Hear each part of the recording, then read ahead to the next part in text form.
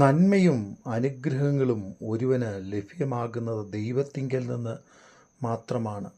നാം രാവിലെ മുതൽ വൈകുന്നേരം വരെ ഓടി അധ്വാനിച്ച് കഷ്ടപ്പെട്ടാലും ദൈവം അതിന് പ്രതിഫലം നൽകുന്നില്ലെങ്കിൽ ഒരുപക്ഷെ നമ്മുടെ പ്രയത്നങ്ങൾ എല്ലാം തന്നെ വ്യർത്ഥമാണ്.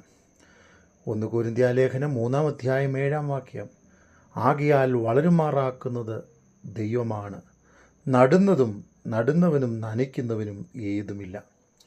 ജീവിതത്തിൽ നാം വളരെ കഷ്ടപ്പെട്ട് കഠിനാധ്വാനം ചെയ്ത് പ്രയത്നിക്കാറുണ്ട്. പക്ഷേ പലപ്പോഴും നമ്മുടെ പ്രയത്ന ഫലങ്ങൾ നിഷ്ഫലമായി പോകും. നഷ്ടങ്ങളിൽ നാം ചെന്ന് ചാടും.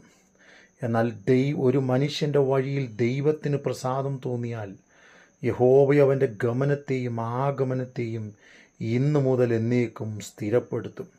അതെ, നമുക്ക് ദൈവം നൽകുന്ന ആയുസ്, അവസരങ്ങൾ, സമയങ്ങൾ ദൈവഹിതത്തിനായി ഉപയോഗിക്കുവാൻ നാം തയ്യാറാകണം.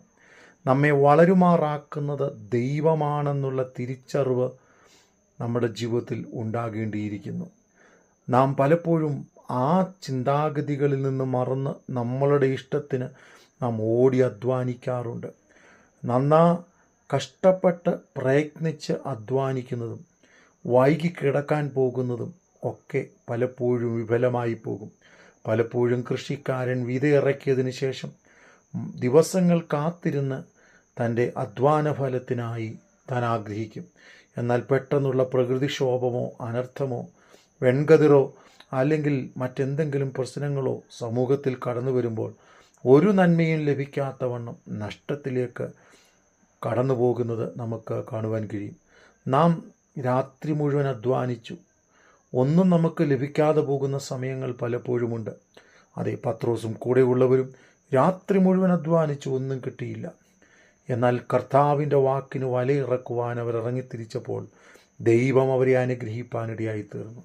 ഇന്ന് നമ്മുടെ ജീവിതത്തിൽ സംഭവിക്കുന്ന നഷ്ടങ്ങൾ, കഷ്ടങ്ങൾ, പ്രയാസങ്ങൾ ഇവയൊക്കെ ഒന്ന് സ്വയം പരിശോധന ചെയ്ത് എന്താണ് എൻ്റെ നഷ്ടത്തിന് കാരണമെന്ന് നാം തിരിച്ചറിയേണ്ടിയിരിക്കുന്നു. അതെ, നാം നടുന്നു, നാം നനയ്ക്കുന്നു, പക്ഷേ ദൈവമാണ് പ്രതിഫലം നൽകുന്നത്, ദൈവമാണ് വളരുമാറാക്കുന്നത്. അതുകൊണ്ട് ദൈവസന്നിധിയിൽ താണിരിക്കാം, ദൈവഹിതത്തിനായി നമ്മെ തന്നെ സമർപ്പിക്കാം. ദൈവം നമ്മെ വളർത്തും, അനുഗ്രഹിക്കും, സമാധാനിപ്പിക്കും, ആശ്വസിപ്പിക്കും. May God bless U.